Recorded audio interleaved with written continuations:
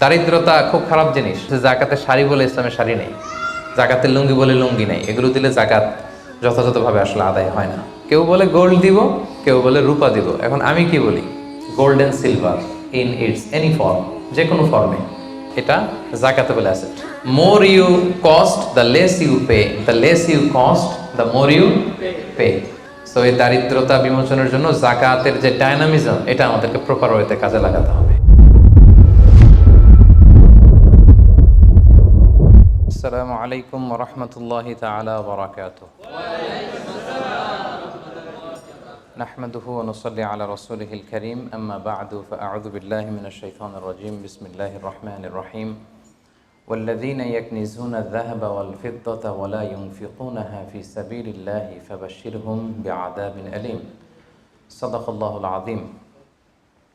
Bangladesh business community মালয়েশিয়ার উদ্যোগে মালয়েশিয়ার বাণিজ্যিক রাজধানী পুত্রাজায়ার জেনিথ হোটেলের বলরুমে ইফতার পূর্ব আজকের এই ইফতার প্রোগ্রামে আপনারা যারা উপস্থিত হয়েছেন, আপনাদের সবাইকে জানাচ্ছি আন্তরিক শুভেচ্ছা এবং মোবারকবাদ। আহলান ওয়া সাহলান ওয়া মারহাবান বিকুম ফি হাদাল লিকা আত-তাইয়িব আল মুবারাক। আমরা শুরুতেই আল্লাহ রাব্বুল ইজ্জা ওয়াল জালালের দরবারে শুকরিয়া জ্ঞাপন করছি, যিনি আমাদেরকে পবিত্র রমাদান আল মুবারকে ইফতারের পূর্ব মুহূর্তে কিছু দিনই কথা শুনবার জন্য একত্রিত হওয়ার তৌফিক দিয়েছেন। আমরা সবাই করে নিচ্ছি কালিমাতুশ শুকুর, আলহামদুলিল্লাহ। আল্লাহ তাআলা শুকরিয়া আদায়ের পাশাপাশি আজকের এই প্রোগ্রামের অর্গানাইজিং কমিটির আমি শুকরিয়া আদায় করছি। অতিথি হিসেবে যারা এসেছেন তাদের শুকরিয়া আদায় করছি। অর্গানাইজিং কমিটি আমাকে একটা টপিক দিয়েছে এবং রিকোয়েস্ট করেছে যে আপনি জাকাতের উপর আলোচনা করবেন, কারণ আজকে নাকি বড় বড় ব্যবসায়ীরা আসবে এখানে, আমি শুনলাম। তো অনেককে আমি চিনি পার্সোনালি, আলহামদুলিল্লাহ। আল্লাহ তাআলা আপনাদের ব্যবসায় বারাকা দেখ।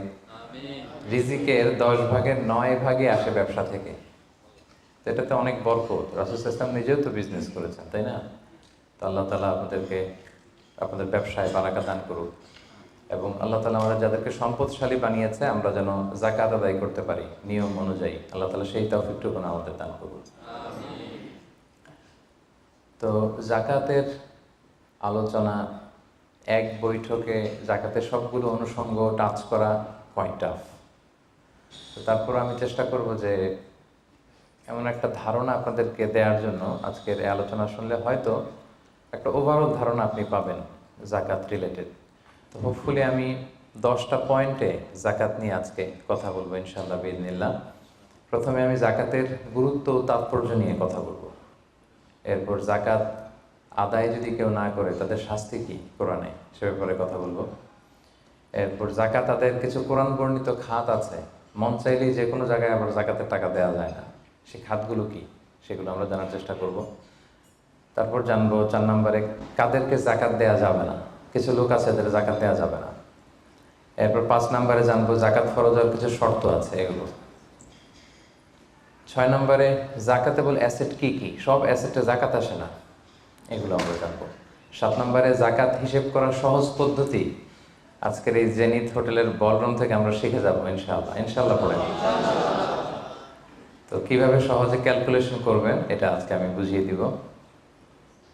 তারপরে আমাদের অনেকের কৃষি সম্পদ থাকে, কৃষি সম্পদের জাকাতটা ক্যালকুলেট কিভাবে করতে হয়। আমাদের অনেকের পশু সম্পদ থাকে, এটার জাকাতের ক্যালকুলেশন কিভাবে করতে হয়। এবার সবশেষে 10 নম্বরে বলবো যে কি দিয়ে জাকাত দিলে বা কিভাবে জাকাত দিলে জাকাতটা প্রোডাক্টিভ হবে, ইফেক্টিভ হবে। আমাদের দেশে দেখবেন যে জাকাতের শাড়ি দেয়, খুব পাতলা শাড়ি, নিম্নমানের শাড়ি, যিনি পায় তারাও ইউজ করতে পারে না, কয়েকদিন ইউজ করার পরেই এটা ব্যবহার অযোগ্য হয়ে পড়ে, রং চলে যায়, ছিঁড়ে যায়। তাহলে তো এটা ইফেক্টিভ হলো না, কি বলেন, প্রোডাক্টিভ হলো না। কিভাবে কি দিয়ে জাকাত দিলে জাকাতটা প্রোডাক্টিভ হয় সেটাও আমরা বলবো। তো আল্লাহর মেহেরবানি যে আপনারা খুবই সুশৃঙ্খল, এটা দেখে আমার ভালো লাগছে। বিভিন্ন প্রোগ্রামে একটু বিশৃঙ্খলা হয়, যেটা আমি খুবই অপছন্দ করি। বিশৃঙ্খলা হলে আমি আলোচনা করতে পারি না। এরকম সুশৃঙ্খল পরিবেশ হলে কিছুদিনই কথা শেয়ার করা যায়। তো তাহলে আসুন আমরা মূল আলোচনায় চলে যাই। প্রথমে আমরা বলবো জাকাতের গুরুত্ব এবং তাৎপর্য। সম্মানিত দিনী ভাই এবং বোনেরা, আমরা সবাই জানি যে জাকাত হচ্ছে one of the 5 pillars of Islam. ইসলামের 5টা ভিত্তির একটা, 3 নম্বর ভিত্তি। প্রথমে ঈমান, তারপরে সালাত, তারপরেই জাকাত। একটা খুঁটি, একটা তাঁবুর 5টা খুঁটি থাকে। এর মধ্যে এই তাঁবুর 5টা খুঁটিকে যদি ইসলামের 5টা পিলারের সাথে তুলনা করি, তাহলে মাঝখানের খুঁটিটার নাম যাকাত। মাঝখানের খুঁটি না থাকলে যেমনি তাঁবু উঁচু হয়ে দাঁড়াতে পারে না, তেমনি যাকাত ভিত্তিক অর্থ ব্যবস্থা না হলেও মুসলিম উম্মাহ মাথা উঁচু করে দাঁড়াতে পারে না। যেমন এখন আমাদের যাকাত ভিত্তিক অর্থ ব্যবস্থা নাই, ফলে গোটা বিশ্বে আমরা কিন্তু ওইরকম নেতৃত্ব স্থানীয় বা উন্নতির একেবারে শীর্ষস্থানে ওই পর্যায়ে কিন্তু আমরা যেতে পারি নাই, কারণ যাকাতের যে ডাইনামিজম এটাকে আমরা কাজে লাগাইনি। তো যারা দান করে তাদেরকে আল্লাহ তাআলা খুব পছন্দ করে।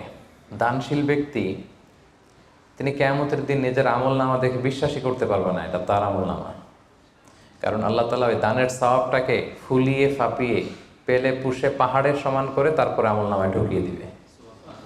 সুবহানাল্লাহ। এবং দানকারী ব্যক্তির যত বালা মুসিবত আছে দানের কারণে আল্লাহ এটা দূর করে দেয়। আরশের নিচে আল্লাহ তাআলা তাকে স্পেশাল ছায়া দিবে কিয়ামতের দিন, যেদিন কোনো ছায়ার ব্যবস্থাপনা থাকবে না। তো এই দানের ব্যাপারটা সব ধর্মে আছে। হিন্দু ধর্মেও কিন্তু দানের ব্যাপারে উৎসাহিত করে। বৌদ্ধ ধর্মে দেখবেন আছে চ্যারিটি, ডোনেশন, ফান্ড রাইজিং, এগুলো আছে। ইহুদি ধর্মে, খ্রিস্ট ধর্মেও আছে। তবে ইসলাম এক্ষেত্রে অনন্য। ইসলাম শুধু দানকে উৎসাহিতই করেনি অন্য ধর্মের মতো, ইসলাম এটাকে ফরজ বানাই দিয়েছে। সুবহানাল্লাহ পড়বেন না? নির্দিষ্ট পরিমাণ সম্পদ যদি নির্দিষ্ট সময় পরিমাণ কারো কাছে থাকে, তাহলে তার উপর দান করা ইসলামে কি করে দিয়েছে? ফরজ। অন্য কোনো ধর্ম দানকে ফরজ করেনি, উৎসাহ দিয়েছে সব ধর্ম, কিন্তু ইসলাম এক্ষেত্রে ইউনিক। অন্য ধর্ম দানের ব্যাপারে ইন্সপায়ার করে, ইসলাম এটার অব্লিগেটরি বানাই দিয়েছে, দিতেই হবে। এবং ইসলাম বলে আপনি দান করে যাকাত দিয়ে মোটেও যাকে দিলেন তার প্রতি করুণা করেননি, এটা তাদের প্রতি কিন্তু দয়া না। আমি আজকে যাকে যাকাত দিলাম আমি মোটেও দয়া করিনি, করুণাও করিনি, অনুকম্পাও না, বরং এটা তার হক। এটা কি? অফি আমওয়ালিহিম হাক্কুন লিসাইলি ওয়াল মাহরুম। ধনীদের সম্পদে গরিবদের হক। আল্লাহ বলেছেন অধিকার। বলা যায় যে ওরা আমাকে দয়া দেখিয়েছে, যে গরিব ভাইটা আমার যাকাত নিয়ে গেল ও আমাকে দয়া করেছে, কারণ আমার জন্য যাকাত দেওয়া ফরজ। আমার জন্য যাকাত দেওয়া কি? আমি আদায় করতে না পারলে জাহান্নামে যাব। কিন্তু যে যাকাত নেয়ার হকদার ওর জন্য কি যাকাত নেয়া ফরজ? কথা বুঝে নাই বোধহয়। গরিব মানুষ, ওর জন্য কি যাকাত নেয়া ফরজ? ও যদি বলে আমি গরিব আছি, ভালো আছে, নিব না যাকাত, কিছু করা যাবে? তো বরং ও আমার থেকে যাকাতটা নিয়ে আমাকে জাহান্নামের আগুন থেকে বাঁচালো, আমার ফরজ আদায়ের ক্ষেত্রে সহযোগিতা করে গেল। তো দয়াকে আমি করলাম না ও করলো? বলেন, দয়াকে আমি করলাম না সে করলো? সে করলো। এই জন্য আল্লাহ তাআলা বললেন অফি আমওয়ালিহিম হাক্কুন লিসাইলি ওয়াল মাহরুম। ধনীদের সম্পদে গরিবদের অধিকার আছে। এটা অধিকার, এটা কোনো রকম দয়া বা অনুকম্পা নয়। কারণ ইসলাম চায় একটা সুন্দর মানবিক সমাজ ব্যবস্থা গড়ে তুলতে। শহরের এক পাশে গাছতলা, আরেক পাশে 5 তলা। শহরের এক পাশে 5 স্টার 7 স্টার হোটেল, বৃত্ত, বৈভব, আনন্দ, উল্লাস, এন্টারটেইনমেন্টে মানুষ ফুর্তিতে মজে থাকবে। আর শহরের আরেক পাশে বস্তি, না খেয়ে মানুষ চিকিৎসার অভাবে ধুকে ধুকে মরবে। ইসলাম এটা চায় না। ইসলাম চায় সম্পদের তারল্য সবার হাতে পৌঁছে যাক। কাইলা ইয়াকুনা দুলাতান বাইনাল আগনিয়াই মিনকুম। আল্লাহ বলেন সম্পদ যেন শুধু তোমাদের ধনীদের হাতে কুক্ষিগত না হয়, এজন্য আমি এই যাকাতের ব্যবস্থাপনা করেছি। ফলে সবার কাছে এই যাকাতের অর্থ কিন্তু পৌঁছে যাবে। তাহলে সম্মানিত ভাই এবং বোনেরা, আমরা বুঝলাম এই যাকাত কিন্তু যাদের উপর ফরজ হয়েছে এটা আপনাকে আদায় করতেই হবে, এখানে কোনো ছাড় নেই। এবং এটা গরিবদের অধিকার, এটা সোশ্যাল সিকিউরিটি নেট, যাতে সকলের কাছে অর্থের তারল্য পৌঁছে যায়। এজন্য আল্লাহ তাআলা যাকাতকে ফরজ করেছেন। তাহলে যাকাতের গুরুত্ব তাৎপর্য তো বুঝলেন না? এবার শোনেন, যাকাত ফরজ হওয়ার পরে যদি আমরা যাকাত আদায় না করি তাহলে কি ভয়ঙ্কর শাস্তি হবে। এই আয়াতটা দিয়েই আমি আমার আলোচনা শুরু করেছি যে ওয়াল্লাযীনা ইয়াকনিজুনা যাহাবা ওয়াল ফিদ্দাতা ওয়া লা ইউনফিকুনাহা ফি সাবিলিল্লাহ ফাবাশশিরহুম বিআযাবিন আলীম। হে নবী, যারা গোল্ড, সিলভার, স্বর্ণ, রূপা জমা করে রাখে, আল্লাহর রাস্তায় দান করে না, তাকে আপনি কঠিন আযাবের সুসংবাদ দিন। আচ্ছা বলেন তো, আযাবের কি সুসংবাদ হয় না দুঃসংবাদ হয়? তারপরও আল্লাহ বললেন কঠিন আযাবের সুসংবাদ দিন। তার মানে বোঝা গেল আযাবটা যে খুব ভয়ঙ্কর হবে, আযাবের তীব্রতা বোঝানোর জন্য আল্লাহ এই এক্সপ্রেশন ব্যবহার করেছেন। ছেলে কথা শোনে না, তখন মা বলে দুষ্টামি করতেছো, বাবা আসলে এমন মাইট দিবে মজা টের পাবা। আচ্ছা বলো তো, মাইট দিলে কি মজা লাগে? তো মা তো বলতেছে মজা টের পাবি। তোর বাবা এসে এমন মাইট দিবে মজা টের পাবি। মজা লাগে মাইট দিলে? তো মজার কথা বললেন কেন মা? মাইটটা খুব কড়া হবে, মানে চরম পিট্টি দিবে তোমার বাবা তোমারে, আসুক তোমার বাবা। তো এই শাস্তির তীব্রতা বোঝানোর জন্য বললেন যে মজা। তো আল্লাহ বলতেছেন ওদেরকে কঠিন শাস্তির সুসংবাদ দেন, দুঃসংবাদ বলে নেই। আল্লাহ টিপ্পনি কেটে বলেন যে সুসংবাদ দেন। ইয়াউমা ইউহমা আলাইহা ফি নারি জাহান্নাম। সেদিন এই স্বর্ণরৌপ্য যারা জমিয়ে রেখেছে, জাকাত দেয় নাই, এগুলোর আল্লাহ গলিয়ে খুন্তি বানাবে লোহার। ফাতুকুয়া বিহা জিবাহুহুম ওয়া জুনুবুহুম ওয়া যুহুরুহুম। 3 জায়গায় ছেঁকা দেওয়া হবে। কপালে স্বর্ণরৌপ্য জমা করেছে, ব্যাংক ব্যালেন্স জমা করেছে, জাকাত দেয় নাই, এগুলোর আগুনে জ্বলিয়ে লোহার খুন্তি বানিয়ে কপালে ছেঁকা দেওয়া হবে। এটা কি দুনিয়ার আগুনের ছেঁকা? কথা বলেন। আল্লাহ জাহান্নামের আগুনকে বলেছেন নারুল্লাহিল মুকাদা আল্লাতী তাত্তালিউ আলাল আফইদা। দুনিয়ার আগুন আঙ্গুলে লাগলে আঙ্গুল জ্বলে, পায়ে লাগলে পা জ্বলে। জাহান্নামের আগুন দেহের যেখানেই লাগুক আগে কলিজে চলে যাবে। সেই আগুনে সেই স্বর্ণ রূপাগুলোকে গলিয়ে খুন্তি বানিয়ে কপালে, পাজরে, পিঠে ছেক দেয়া হবে। আল্লাহ তাআলা আমাদেরকে হেফাজত করুক। সাইয়ুতাওয়াকুনা মা বাখিলু বিহি ইয়াওমাল কিয়ামা। যেগুলোর জাকাত তারা দিতে চায় না, স্বর্ণরৌপ্য, এগুলোরে বেড়ি বানিয়ে কিয়ামতের মাঠেই গলায় পরিয়ে দেয়া হবে। অন্যান্য সব পাপের শাস্তি জাহান্নামে গেলে আগে বিচার, তারপরে না শাস্তি, কি বলেন? এক্সেপ্ট জাকাত। জাকাত যারা দেয় নাই এদের শাস্তি কিয়ামতের ময়দান থেকেই শুরু। অন্যান্য সব শাস্তি জাহান্নামে ঢুকলে। আর জাকাতের শাস্তি সাইয়ুতাওয়াকুনা মা বাখিলু বিহি ইয়াউমাল কিয়ামা, কিয়ামতের মাঠেই গলায় বেড়ি পরানো হবে। বুঝে শুনে সবাই উত্তর দিবেন।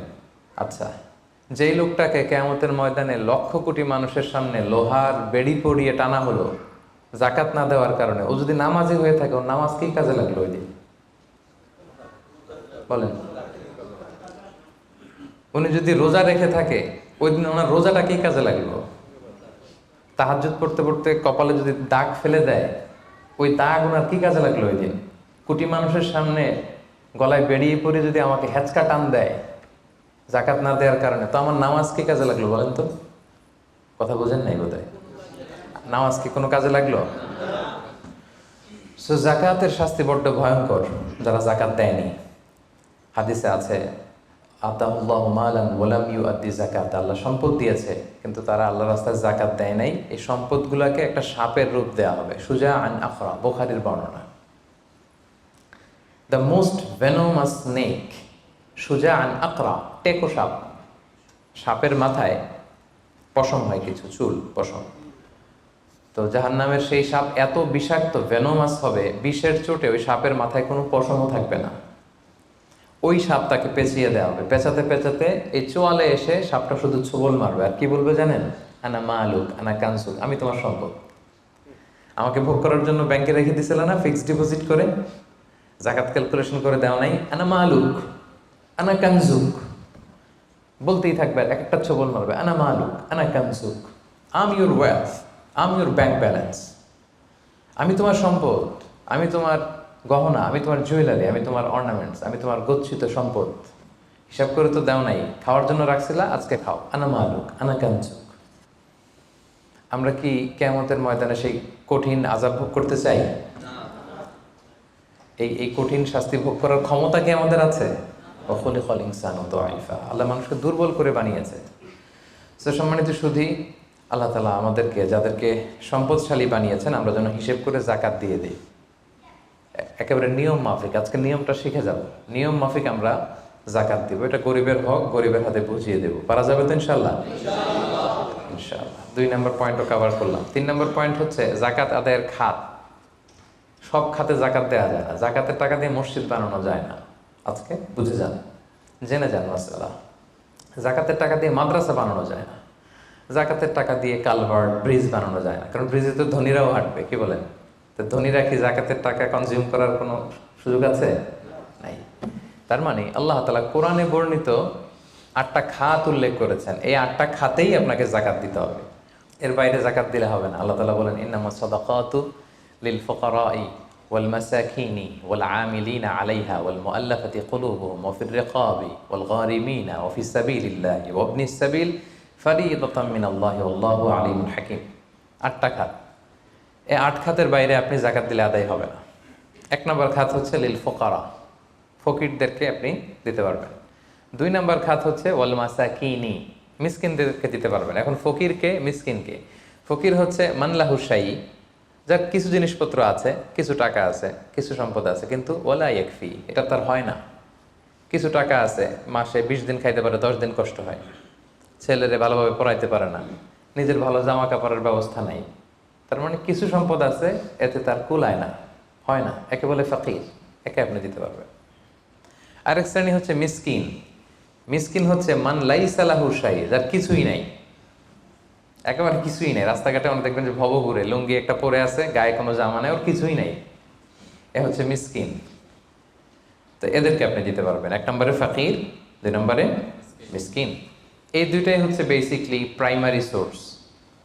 এরপরে আল্লাহ তাআলা বলেছেন ওয়াল আমিলিনা আলাইহা, জাকাত ফাউন্ডেশনে যারা জব করে, জাকাত ম্যানেজমেন্টে যারা কাজ করে, এদের স্টাফদেরকে জাকাতের টাকা দিয়ে স্যালারি দেওয়া যাবে, যদিও এরা ধনী হোক, এরা তো আর জাকাত নিচ্ছে না, এরা স্যালারি নিচ্ছে, এটা দেওয়া যাবে। 3টা গেল। ওয়াল মুআল্লাফাতি কুলুবুহুম, বিধর্মী, অন্য ধর্মের, বুদ্ধিস্ট, হিন্দু, আপনি চাইলেন যে এরা জাকাতের টাকা দিয়ে একটু হেল্প করলে হয়তো ইসলামের প্রতি আকৃষ্ট হবে, এরকম শর্তে আপনি এরকম মুআল্লাফাতি কুলুবুহুম, অন্য ধর্মের লোকদেরও জাকাত দিতে পারবেন। সাধারণত অন্য ধর্মের লোকদের দেওয়া যায় না, কিন্তু যদি ভাবেন যে দিলে ইসলামের যে জাকাত ব্যবস্থা, ইসলামের সৌন্দর্য, আমরা একটা হেল্পিং হ্যান্ড দেখলে সে আকৃষ্ট হবে, তাহলে দিতে পারবেন। অফির রেকাব, 4 নম্বরে হচ্ছে দাস মুক্তি। সম্মানিত ভাই বোন বোনেরা, দাস আজাদ করার ক্ষেত্রে আপনি জাকাতের টাকা দিতে পারবেন। তো এখন তো আর দাস নাই, এখন কি করতে পারবেন? এখন ওই যে প্রিজনারদেরকে, কারাবন্দি আছে না অনেকে, উল্টাপাল্টা মামলা দিয়ে মামলা হামলা করে জেলে ঢুকায় রাখছে, তো এর এখন আইনজীবী চালানো লাগে, এর এদিকে টাকা লাগে, ওদিকে টাকা লাগে, বা তার মুক্তির জন্য টাকা লাগতেছে, বা কাউকে কিডন্যাপ করা হয়েছে, গুম করা হয়েছে, এই সমস্ত ইস্যুতে তাদের প্রাণ রক্ষার জন্য, কারামুক্তির জন্য আপনি জাকাতের টাকা দিয়ে হেল্প করতে পারবেন। 4টা গেল। ওয়াল গারিমিন, ঋণগ্রস্ত ব্যক্তি, ঋণের বোঝায় প্রতিদিন খালি ধরে পাওনাদাররা, তার মানে জীবন চালানো না বিশ্বাস হয়ে পড়তেছে, তাকে আপনি ঋণের বোঝা হালকা করার জন্য দিতে পারবেন। অফিস সাবিলিল্লাহ, 6 নম্বর হচ্ছে আল্লাহর রাস্তায় যারা আছে। এগুলোর প্রত্যেকটা আমি 1 ঘন্টা করে আলোচনা করতে পারবো। প্রত্যেকটা পয়েন্ট যদি ইন ডিটেল ফিকহি ইস্যুসগুলো নিয়ে কথা বলি, লম্বা চড়ে আলোচনা হবে। আমি জাস্ট আপনাদের মাথায় একটু করে জাস্ট শোনাচ্ছি, তাহলে ওভারঅল একটা ধারণা আপনি পেয়ে যাবেন। অফিস সাবিলিল্লাহ, আল্লাহর রাস্তায় যারা আছে, এর দ্বারা উদ্দেশ্য হচ্ছে যারা আল্লাহ রাস্তায় জেহাদ করছে, ফিলিস্তিনে আমার ভাইরা জেহাদ করছে, কাশ্মীরে জেহাদ করছে, সশস্ত্র সংগ্রামে তাদের যে যুদ্ধাস্ত্র যা যা প্রয়োজন, এই ক্ষেত্রে আপনি দিতে পারবেন। আধুনিক সময় অনেক স্কলাররা বলে যে এই যে এতিমখানাতে অনেক ছেলে আছে, অনাথ, এতিম, তারপর টাকা পয়সা নাই, তারাও তো তাদের লাইফটা ইসলামের জ্ঞান আহরণের জন্যই ডেডিকেট করেছে, তারাও ফি সাবিলিল্লাহ, ওখানেও দিতে পারবেন। সর্বশেষ হচ্ছে অফি সাবিলিল্লাহি ওয়াবনিস সাবিল, পথিক। পথিক যদি নিঃস্ব হয়ে যায়, তাকে আপনি জাকাতের টাকা দিয়ে হেল্প করতে পারবেন। ধরেন একজন পথিক, বাড়ি হচ্ছে কেলান্তান, এখন কেলে আইসা মলম পার্টির খপ্পরে পইরা সব শেষ, কিছুই নাই আর, তার সব নিয়ে গেছে। তো এখন সে ওইদিকে কেলান্তানে অনেক ধনী, কিন্তু এইখানে টাকা পয়সা নাই। এখন এই যে তার টাকা নাই, তাকে পোষতে হবে, তা খাইতে হবে, আপনি জাকাতের টাকা দিয়ে তাকে হেল্প করতে পারবেন। এখন অবশ্যই এটা খুব প্রযোজ্য না, কারণ ক্রেডিট কার্ড থাকে বাংলাদেশে, ধরেন বিকাশ সে সিস্টেম আছে, বা সামহাও তার কারো নাম্বার মুখস্থ থাকলে ফোন করলে টাকার ব্যবস্থা হয়ে যাবে। কিন্তু শরীয়ত কিন্তু এটাও রেখেছে, পথিক মুসাফিরকে আপনি হেল্প করতে পারবেন। তাহলে এই 8টা খাত ছাড়া কিন্তু সম্মানিত ভাই বোন বোনেরা, আপনি অন্য খাতে জাকাত দিলে জাকাত আদায় হবে?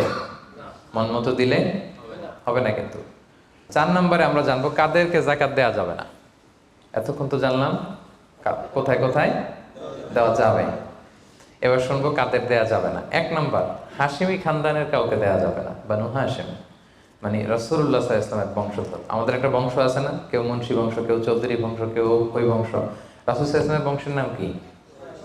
হ্যাঁ, কুরাইশের হাশিমি খানদানের বংশ ওনার, বানু হাশিম ওনারা।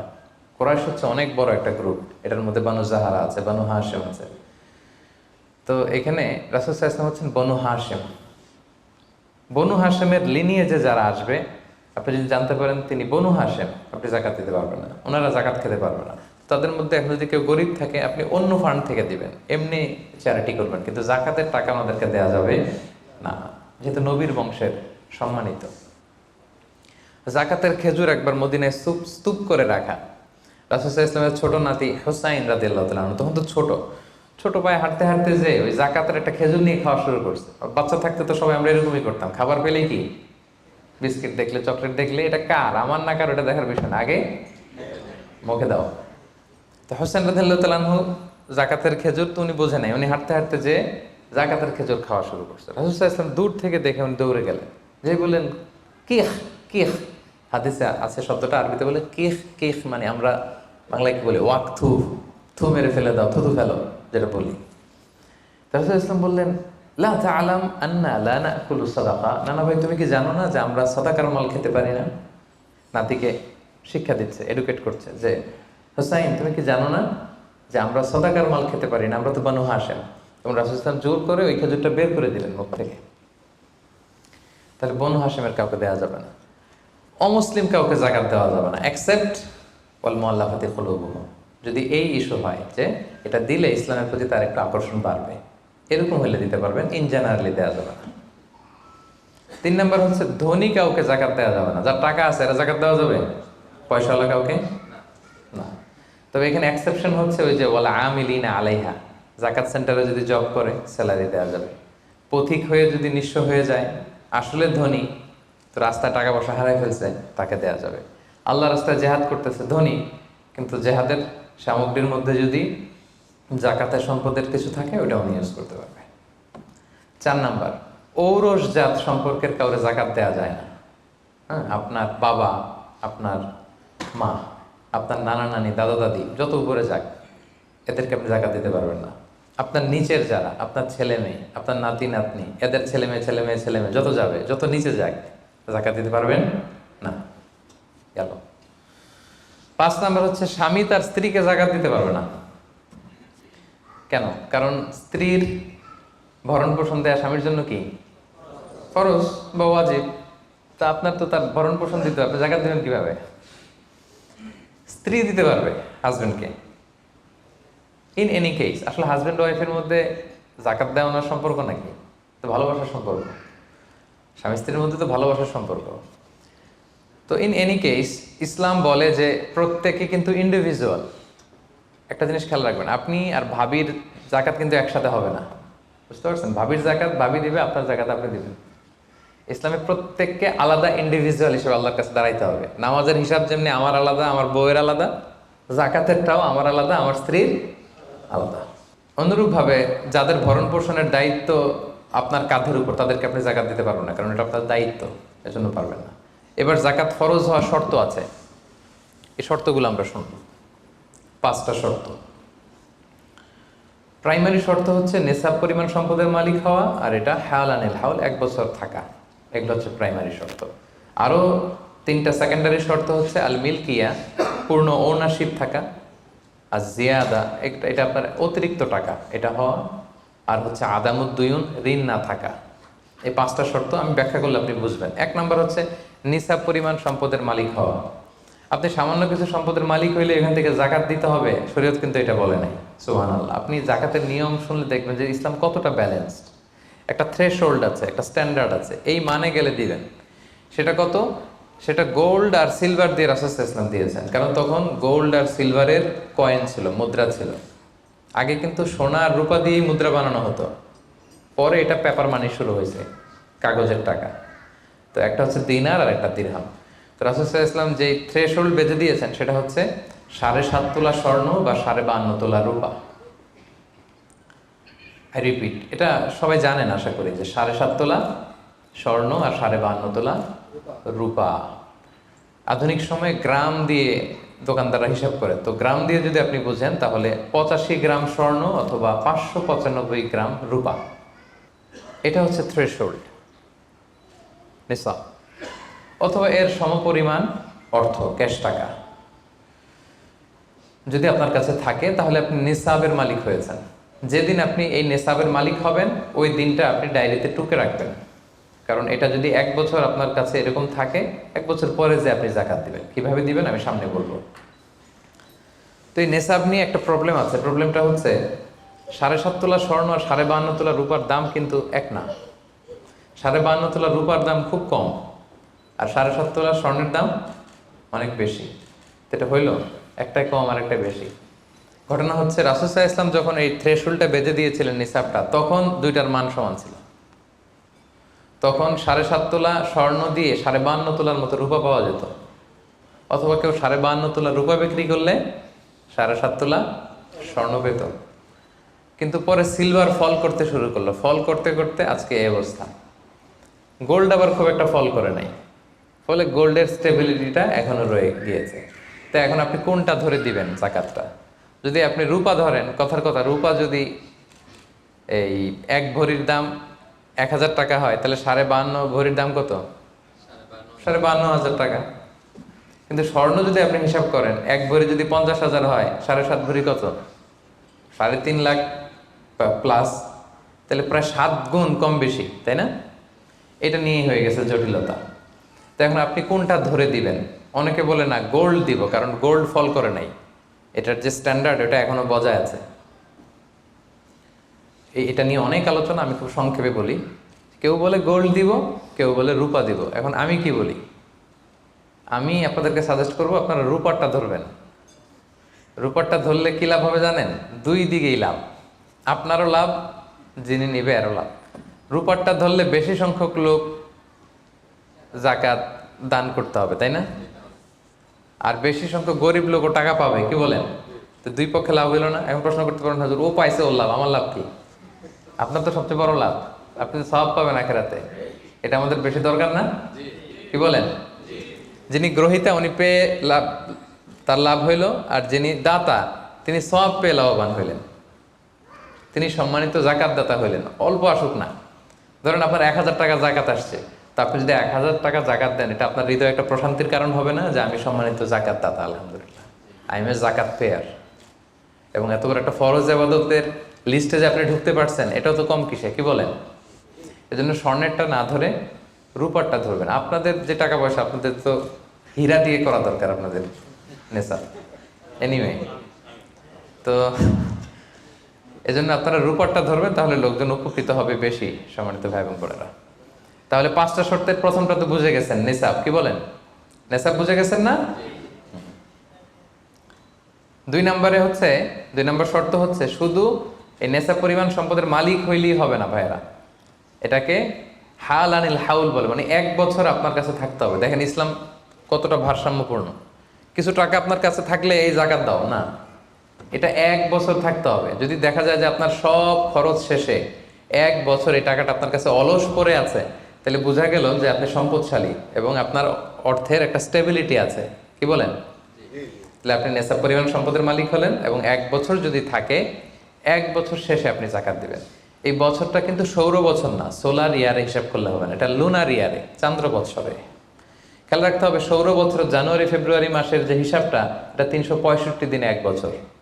কিন্তু যেটা লুনার ইয়ার, চন্দ্র বছর, এটা কতদিন 1 বছর কে জানে? কেউ জানেন না? 300 হ্যাঁ 354 দিন, রাইট, 354 দিন, সামান্য কিছু সময়।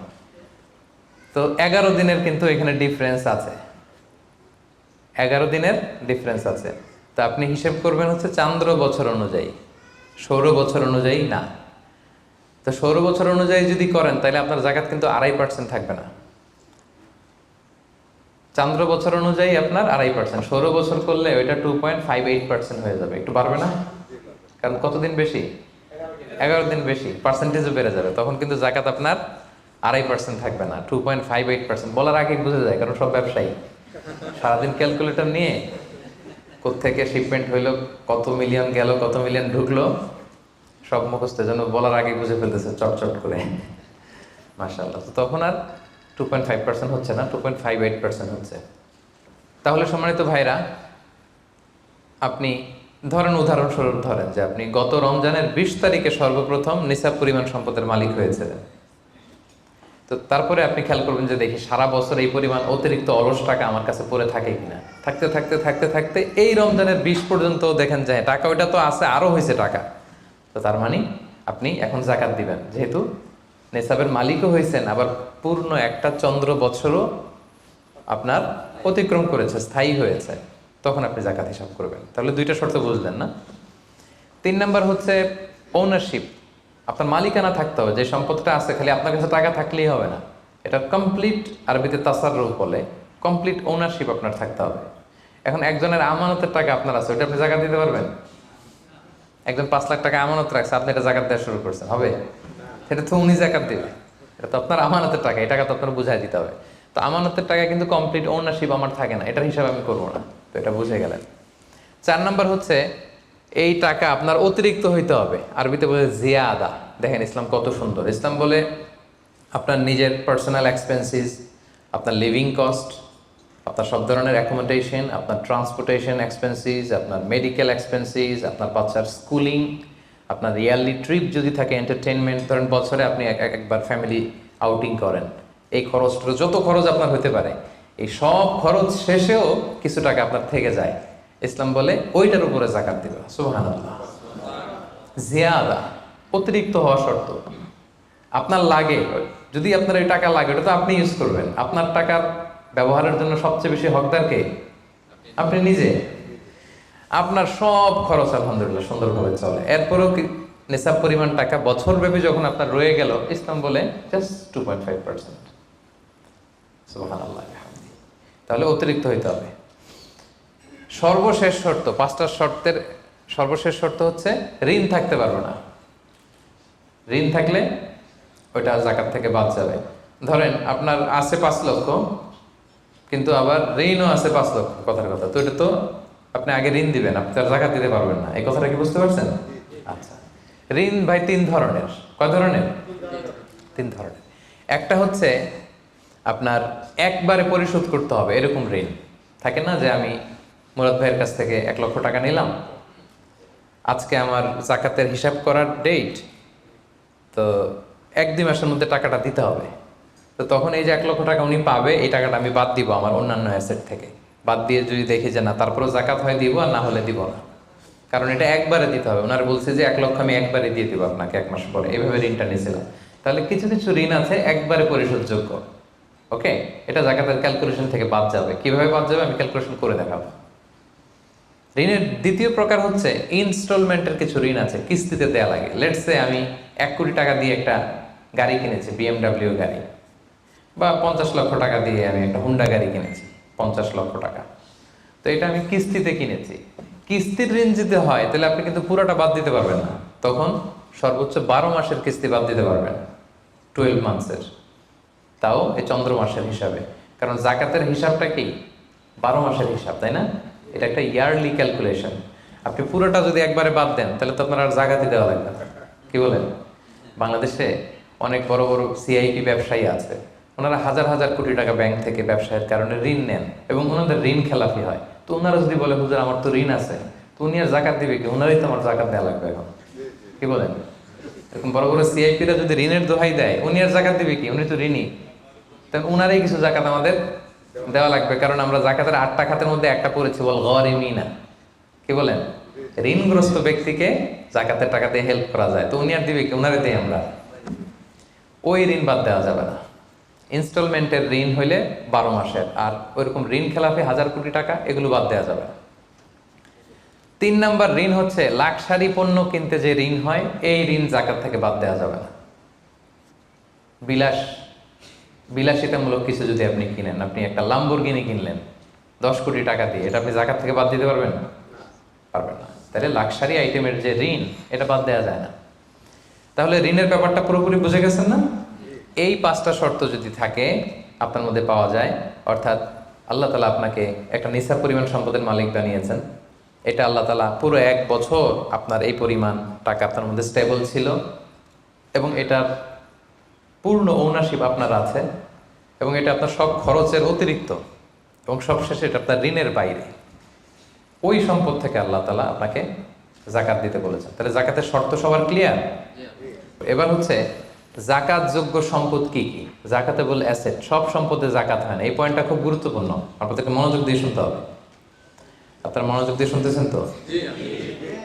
আপনি ধরেন ওই যে উদাহরণ দিয়েছিলাম, গত রমজানের 20 তারিখে নেশাব পরিমাণ সম্পদের মালিক হয়েছেন, দেখলেন সারা বছর আছে এই টাকাটা, তো এই 20 রমজানে তো আপনি এখন হিসাব করবেন, তাই না? তো হিসাবে আপনি কি কি ধরবেন? সব সম্পদে জাকাত নাই। আপনার বাসার যে ফার্নিচার, এটা হিসাব করা লাগবে না। আপনার যে ফ্রিজ, আপনার যে এয়ারকন, আপনার যে থাকার যে ফ্ল্যাটটা, আপনার যে বাংলো বাড়ি, এগুলোতে কোনো জাকাত নাই। আপনার চলার জন্য যে গাড়িটা লাগে, এগুলোতে কোনো জাকাত নাই। আপনার নিজের জন্য যে ল্যাপটপ, মোবাইল, যত কিছু আছে, গ্যাজেট বলেন, এগুলোতে কোনো জাকাত নাই। তাহলে কি কিসে জাকাত আছে? জাকাতে বলে অ্যাসেট কি, জাকাতযোগ্য সম্পদ কি, সেটা আমরা শুনি। 1 নম্বর হচ্ছে সোনা রূপা, gold and silver in its any form, যে কোনো ফর্মে, যে কোনো ফর্মে। এটা জুয়েলারি হোক, অর্নামেন্টস হোক, এটা বার হোক, বিস্কিট হোক। অনেকে গোল্ডের বার কিনে না, দেখবেন 999-এর ফাইনেস্ট গোল্ড, একেবারে খাপটাত নাই, 24 ক্যারেটের গোল্ড, 999 লেখা থাকবে ওটার উপরে চকচকে, আপনার গোল্ডের বার, গোল্ডের বিস্কিট।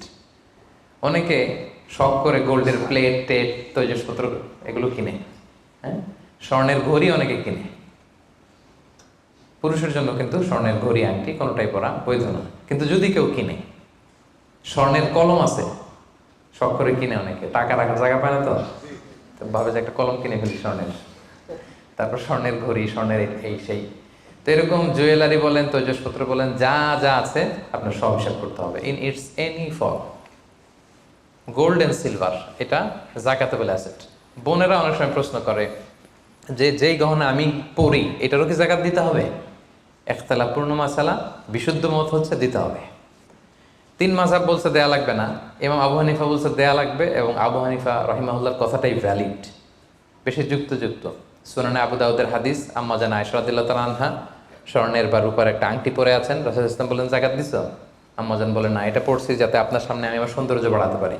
রাসূল সাল্লাল্লাহু আলাইহি ওয়াসাল্লাম বললেন হাসবুকি মিনান নার, জাহান্নামে ঢুকাতে এটাই যথেষ্ট। সাথে সাথে জাকাত দিয়ে দিলেন আম্মা জান আয়েশা।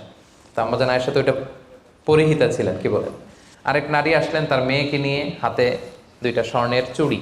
রাসূল বলেন জাকাত দিছো? দেই নাই। বলতেছে তুমি কি পছন্দ করো যে এই 2টা চুড়ির পরিবর্তে আগুনের 2টা চুড়ি জাহান্নামে পরানো হবে? ওই মহিলা ভয়ে তাড়াতাড়ি খুলে দিচ্ছে, ইয়া রাসূলুল্লাহ নেন, পুরোটাই দিয়ে দিলাম। তো এই হাতের বালাও কিন্তু ওই মেয়ে হাতে পড়া ছিল, তাই না? এতে করে বোঝা যায় যেই জুয়েলারি আমার বোনেরা আপনারা ইউজ করেন, সেটারও জাকাত দিতে হবে, সেটারও জাকাত দিতে হবে। আপনার সিন্ধুকে থাক, গলায় থাক, আপনি সব কাউন্ট করে জাকাত দিবেন। তবে আপনি বিক্রয় মূল্য হিসাব করবেন, কারণ আপনি 1 লক্ষ টাকা দিয়ে একটা নেকলেস কিনছেন, বেচতে গেলে কি 1 লক্ষ পাবেন? কথা বোঝেন নাই? পাবেন? এটার সাথে খাদ আছে, এটার মেকিং চার্জ আছে, জুয়েলারি দোকানেরও একটা মেকিং চার্জ রাখে। তো আপনি যখন আপনার নেকলেসটা বিক্রি করতে যাবেন, ওরা 20% কাট করে দিবে। 1 লক্ষ টাকার নেকলেস আপনি দোকানে বেচতে গেলে কত টাকা পাবেন? 80,000টা হিসাব করবেন, বিক্রয় মূল্য ধরতে হবে। তো তাহলে সম্মানিত ভাই এবং বোনেরা, zakatable asset 1 number golden silver. 2 number হচ্ছে ক্যাশ। ধরেন আজকে আমি আমার জাকাত হিসাব করতে বসছি, তো আমি দেখতেছি যে আমার স্বর্ণ টর্ণ কি আছে না আছে, আমি হিসাব করতেছি। স্বর্ণের পালা গেল, এবার আমি হিসাব করব আমার ক্যাশ কোথায় আছে, পকেটে কত, ওয়ালেটে কত, ড্রয়ারে কত, ব্যাংকে কত, কারেন্ট অ্যাকাউন্টে কত, ফিক্সড অ্যাকাউন্টে কত, সেভিংস অ্যাকাউন্টে কত। যত জায়গায় আপনার যত ক্যাশ ফর্মে টাকা আছে, এটা আপনি হিসেব করবেন। এগুলো জাকাতেবল অ্যাসেট।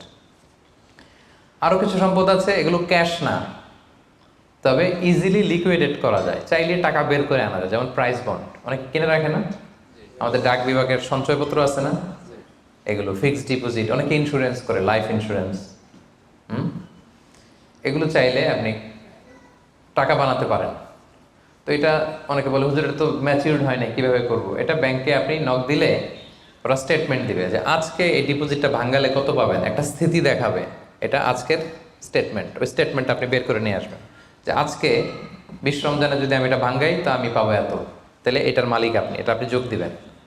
তাহলে বুঝতে পারছেন এটা, এগুলো জাকাতেবল অ্যাসেট। আচ্ছা গেল।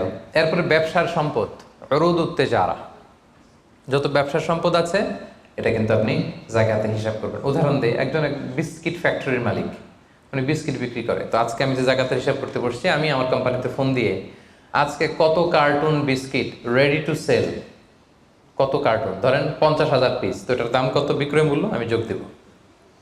তারপরে বিস্কিট বানাতে যে র মেটেরিয়াল, হ্যাঁ, গম লাগে, সুগার লাগে, ইত্যাদি ইত্যাদি যা লাগে, এগুলোর যে প্রাইস, এটা আমি, জি, এটাও আমি যোগ দেব।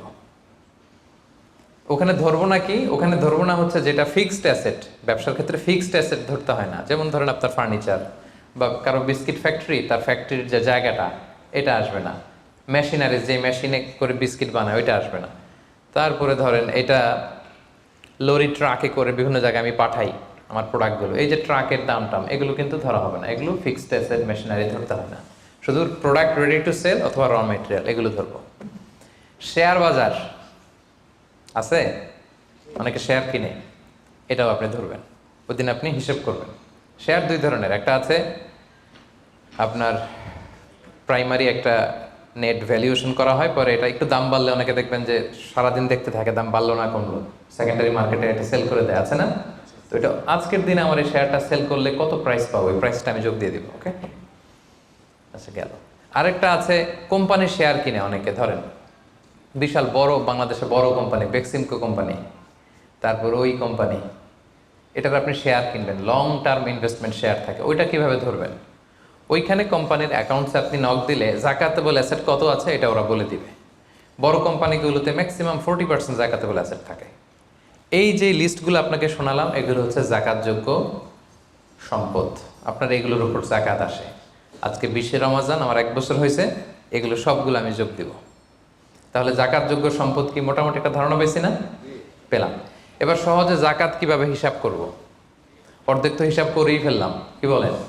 এই যে লিস্ট করে করে স্বর্ণ, ক্যাশ, ডিপোজিট, সঞ্চয়পত্র, আমার শেয়ার বাজার, আমার ইনভেস্টমেন্ট, আমার ডিপোজিট, আমার এটা এটা এটা করতে করতে করতে করতে বিশাল, ধরেন একটা উদাহরণস্বরূপ বলি যে ধরেন 20 লাখ দাঁড়ালো আমার, 20 লাখ টাকা, স্বর্ণের দাম সহ ইত্যাদি সহ সবসময়। এবার হিসাবটা কিভাবে করব? হিসাবটা খুব সহজ। আমার জাকাতেবল অ্যাসেট আমি সব হিসাব দিয়ে পাইলাম কয় লাখ টাকা, 20 লাখ। এবার আমার যদি ঋণ থাকে, আমি ঋণটা এখান থেকে বাদ দেব। আমরা শুরুতে বলছিলাম এক ধরনের ঋণ আছে একবারে দিয়ে দিতে হবে, এরকম একবারে ঋণ দেওয়ার যদি আমার কিছু থাকে, ওইটা আমি বাদ দিব। ধরেন আমার একবারে ঋণ দেওয়ার আছে 5 লাখ টাকা, যেটা আমাকে একবারই পরিশোধ করতে হবে অল্প কিছুদিনের মধ্যেই, তাহলে এটা আমি বাদ দিতে পারবো। তো 5 লাখ টাকা যদি 20 লাখ টাকা থেকে বাদ দিয়ে কত থাকে, 15 লাখ। এরপর আমি বলেছিলাম যে কিস্তিতে যে ঋণগুলো থাকে সেক্ষেত্রেও আমি বাদ দিতে পারবো ম্যাক্সিমাম 1 বছর, 12 মান্থস। ধরেন যে বড় একটা কিছু আমি কিনেছি, সেখানে 12 মাসের আমার যে ঋণ, সেই ঋণ আসতেছে ধরেন যে কিস্তিতে, ধরেন আরো 5 লাখ, তাহলে কত বাদ গেল? 5 এ 5 এ 10 লাখ, থাকলো কত? এই 10 লাখ হচ্ছে আপনার নাও জাকাতেবল অ্যাসেট। এই 10 লক্ষের উপর আপনি 2.5% জাকাত দিবেন। আর হিসাবটা যদি আপনি সূর্য বছর অনুযায়ী করেন তাহলে 2.58% দিবেন। সহজ হয়ে গেছে না মোটামুটি? হ্যাঁ, মোটামুটি সহজ হয়েছে না? এরপর এক একজনের এক এক ধরনের বিজনেস, এক এক ধরনের কোশ্চেন থাকবে। এটা পার্সোনালি কোনো মুফতির কাছে বা যে কোনো স্কলারের কাছে আপনার পার্সোনাল আলাদা করে হিসাব করা লাগলে এটা করে নেবেন। কিন্তু ওভারঅল জাকাতের কিভাবে ক্যালকুলেট করতে হয় এবং প্রসেসটা কি, রাইট প্রসেস, এটার একটা ধারণা তো আপনারা পেয়েছেন নাকি? বুঝতে পারছেন না সবাই? আচ্ছা, এরপরে বলেছিলাম ফসলের জাকাত, মানে কৃষি সম্পদের জাকাত। কিছু চাষ করলেই জাকাত দিতে হয় না, এটার একটা নিসাব আছে। সেটা হচ্ছে কমপক্ষে 18 মণ। কমপক্ষে কয় মণ? 18 মণ। কমপক্ষে 18 মণ হইলে ফসলের জাকাত দিতে। আল্লাহ বলেন, ইয়া আইয়ুহাল্লাযীনা আমানু আনফিকু মিন তাইয়্যিবাতি মা কাসাবতুম ওয়া মিম্মা আখরাজনা লাকুম মিনাল আরদ। জমিন থেকে যেটা উৎপন্ন করে দেই, এটাও আল্লাহর রাস্তায় দান করো। ওয়া আতু হাক্কাহু ইয়াওমা হাসাদি, যেদিন ফসল হারভেস্টিং করে ঘরে তুলবেন ওই দিনই জাকাত দিতে হবে। মজার ব্যাপার হচ্ছে ফসলের ক্ষেত্রে বা কৃষিজ পণ্যের ক্ষেত্রে কিন্তু 1 বছর অপেক্ষা করা লাগে না। এর আগে টাকা পয়সা, স্বর্ণালঙ্কার, এগুলো 1 বছর আছে কিনা দেখতে হয়। কিন্তু যারা কৃষি কাজ করে ফসলের ক্ষেত্রে 1 বছর তো 1 বছর নাই, ফসল যেদিন কাটবেন ওই দিনই ফসলের জাকাত। তো ফসলের জাকাতের জন্য 1 বছর ওয়েট করা লাগে না। তো আপনি নিজে ধরেন ধান খাওয়ার জন্য আপনি ফসল করছেন 10 মণ, ওটার জাকাত দেওয়া লাগবে? বুঝে থাকলে উত্তর দেন। 10 মণ ধান আমি করেছি, কেন লাগবে না? 18 মণ হয় নাই। দেখেন শরীয়ত কত সুন্দর, কিছু আপনি করলেই জাকাত দিতে বলে নাই। এটা একটা স্ট্যান্ডার্ড আছে, লাইসা ফিমা দুনা খামসাতে আউসুকিন সাদাকা, 5 ওয়াসাকের নিচে জাকাত হয় না। 1 ওয়াসাকে কত এভাবে হিসাব করে বের করা হয়েছে, 720 কেজি, 18 মণ। 18 মণের নিচে হইলে জাকাত দেওয়া লাগবে না। আর একটা ব্যাপার হচ্ছে, যে কোনো ফসলে জাকাত হয় না যে ফসলগুলোকে গুদামজাত করা যায়, পচনশীল যদি হয় হবে না। যেমন আম রাখা যায়, কলা রাখা যায়, পেঁপে রাখা যায়, শাকসবজি রাখা যায়, রাখা যাবে হচ্ছে চাল, ডাল, গম, ভুট্টা, খেজুর, এগুলা গুদামজাত যদি করা যায়, ওগুলো যদি 18 মণ হয় তাহলে আপনি জাকাত দেবেন। তো জামের চাষ যারা করে তারা কি মোটেও দিবে না জাকাতের কোনো কিছু থাকবে না? হ্যাঁ থাকবে। তাদের হচ্ছে উরুদুত্তি যারা ব্যবসার হিসাবে, ওই যে হিসাব করবে যেদিন, ওই দিন দেখবে যে আজকে আমার বিক্রি করার মতো কয় খাঁচি আম আছে, 40 খাঁচি আছে, দাম কত, ওই অন্যান্যর সাথে যুক্ত করে নেবে। কিন্তু ফসলের দিতে হইলে কমপক্ষে 18 মণ, এবং এটা গুদামজাত করা যায় এমন পণ্য হইতে হবে। কিভাবে দিব বলেন? 18 মণের বেশি করছেন, ধরেন 100 মণ হয়েছে আপনার ধানের, কিভাবে দিবেন? 2.5% দিবেন না। ফসলের জাকাতের হিসাব হচ্ছে ওশর আর নিসফে ওশর। আরবি বুঝতে যদি কষ্ট হয়, সহজ করে বলি, 10% আর 5%।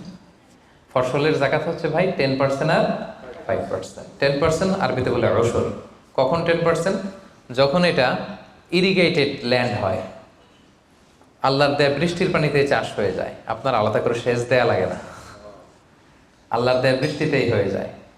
এটা হচ্ছে কস্ট ফ্রি কাল্টিভেশন, আপনার খরচ টরচ নাই, আল্লাহ বৃষ্টি দিছে, ধান বুনে দিছেন, হয়ে গেছে। এটাই 10% দেবেন। 100 মণ হইলে 10 মণ। আরেকটা হচ্ছে আপনার সেচ দেয়া লাগে, এটা হচ্ছে কস্ট বেসড ইরিগেট কাল্টিভেশন। আপনার সেচ দেয়া লাগে, কীটনাশক দেয়া লাগে, রাসায়নিক সার দেয়া লাগে, নিড়ানি দেয়া লাগে, এই করা লাগে, সেই করা লাগে, আপনার খরচ বেশি। ওইখানে 10% না, ওখানে দেবেন কত পার্সেন্ট? 5%। 100 মণ ধানে কয় মণ দেখছেন? তার মানে the more you cost, the less you pay, the less you cost, the more you pay. সুবহানাল্লাহ।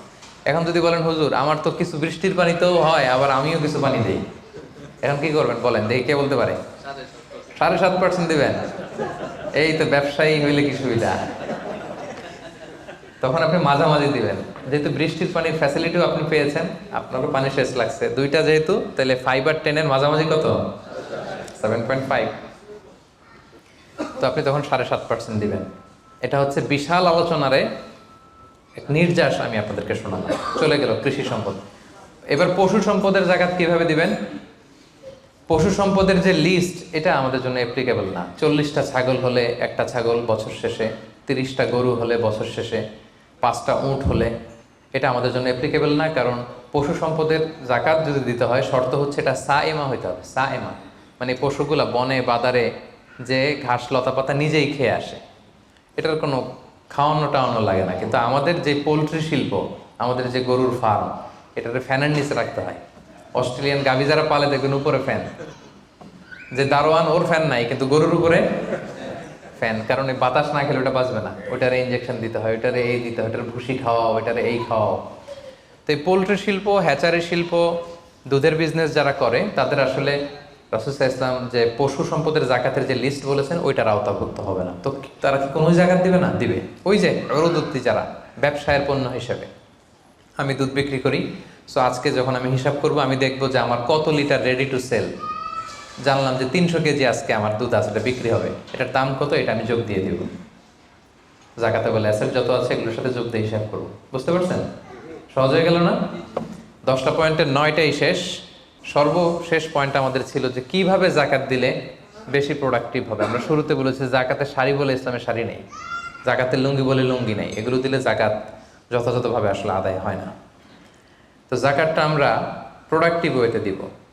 দুইভাবে দিলেই আদায় হয়। একটা হচ্ছে আপনার রেগুলার যে নেসেসিটি, এগুলো পূরণের জন্য জাকাত দিলেও হবে। যেমন খাওয়া নাই, তো আপনি খাবার কিনে দিলেন, জামা নাই, জামা কিনে দিলেন, চিকিৎসার অভাব, অসুস্থ, আপনি ওষুধ কিনে দিলেন, আদায় হবে।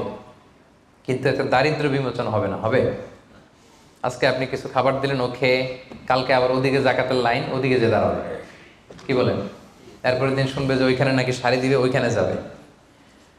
আপনি যদি পার্মানেন্ট সলিউশন করার ট্রাই করেন, এইটা হচ্ছে সবচাইতে ইফেক্টিভ, সবচাইতে প্রোডাক্টিভ।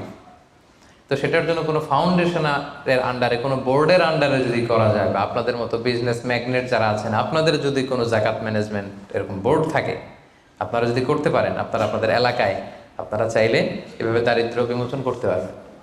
তবে এটার জন্য শর্ত হচ্ছে মনিটরিং করা লাগে। ধরেন আপনি একজন মহিলা সেলাই করতে জানেন, তাকে সেলাই মেশিন কিনে দিলেন। একজন গরু পালতে চায়, গরু কিনে দিলেন। অস্ট্রেলিয়ান গাই কিনে দিলেন 2টা, এটার দুধ বিক্রি করে ফ্যামিলিটা মোটামুটি চলতেছে। এদের এক ছেলে আছে, সে সিএনজি চালাতে জানে, তো একটা সিএনজি কিনে দিলেন। এলাকায় সিএনজি চালায়, অটোরিকশা চালায়, ভ্যান চালায়, তার ফ্যামিলিটা চলবে না মোটামুটি? সে আর অন্য জায়গায় যে জাকাতের টাকা চাইবে? চাইবেন। এটা প্রোডাক্টিভ। তবে এটার ক্ষেত্রে আপনি যে পরে দিতে যাবেন না কিছু, দেখবেন কার কিসে আগ্রহ। আপনি যে সিএনজি কিনে একজনকে দিলেন, কদিন পরে দেখবেন যে সিএনজি পেয়েছে ও গাঁজা কিনে খাইতেছে।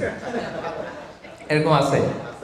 আপনি একটা কিনে দিচ্ছেন, ওইটাতে তার আগ্রহ নাই, ওটা দিবেন না।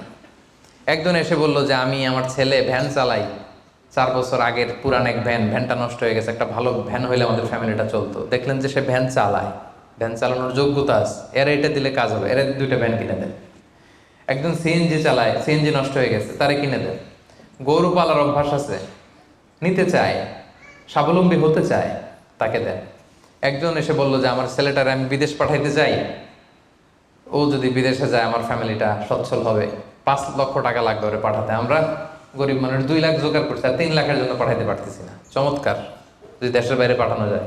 আপনি ওখানে 3 লাখ টাকা দিয়ে ছেলেটারে বিদেশে পাঠাই দিলেন, ওর প্রবাসী হিসেবে ও যে টাকা পাঠাবে, ওর পাঠানো টাকায় ওর ফ্যামিলিটা সচ্ছল হয়ে গেল। ঠিক না?